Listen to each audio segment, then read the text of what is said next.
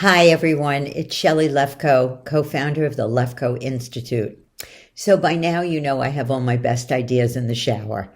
So this morning, I was getting ready to start the day, and I had this realization.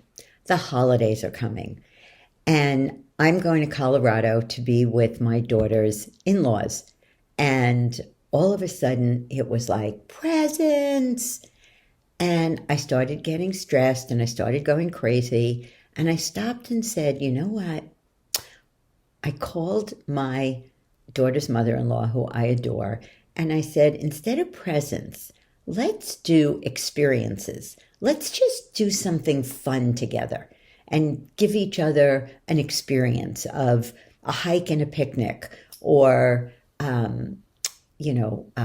going to a comedy club or something like that, something that we'll remember and have fun doing.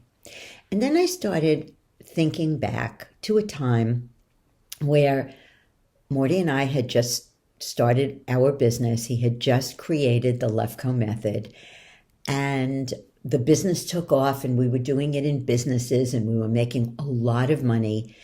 And Morty realized that he was miserable. He hated traveling. He hated being away from us. And next thing we knew, everything imploded. We lost our big, magnificent house that we had bought, and we were declaring bankruptcy. Now, my kids were in a private alternative school, and they had lots of teachers. And I thought, oh my God, how can I not get these teachers presents? So Brittany and I sat down and brainstormed, and we decided that we were going to make homemade presents for the teachers. So I opened up one of my cookbooks, Maida Heater's Chocolate, my favorite cookbook. And I found a recipe for homemade hot fudge, and it's called the world's best hot fudge. So Britt and I went to the stove. We went shopping. We bought heavy cream and dark cocoa and sugar and butter. And we had stations at the kitchen. And it took us a couple of years to realize that we didn't have to keep washing the pot after every 4 jars, that we could do it in separate pots. So we finally got it down to a science, and we made hot fudge for all the teachers. Well, the stories that ensued.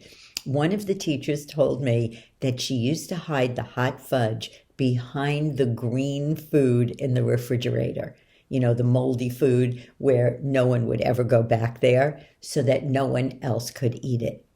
Another one told me that her family was going to church on Sunday, and she said she got up and she was like in this stupor, and she said, okay, guys, you go to church. I'm not feeling well. And they all left, and she sat down with the jar of hot fudge and proceeded to finish the entire thing. So I started getting these stories. And the last year that we left Connecticut before we moved to California, I made 80 jars, or we made 80 jars of hot fudge. And the stories and the memories, and people would say, oh my God, I'm so looking forward to it, was such a meaningful thing. And I didn't have to think about presents. So I just wanted to give you some thoughts for the holidays, whether you're doing Hanukkah or Christmas or Kwanzaa or whatever you celebrate. Think about what you can do that's meaningful, instead of going crazy and thinking about going to all the stores and going online and shopping and finding sales and all of that. Give away an experience, or do something homemade that's fun. I promise it will mean more than another sweater. The memories that Britt and I have of this ritual of getting together every year and making hot fudge together not only means everything to me, but I believe that when I'm gone, that will be a silver box memory that she'll have always. Okay, that's it for today. I wish you a happy, happy, happy holiday, and I'll be back with more holiday wishes.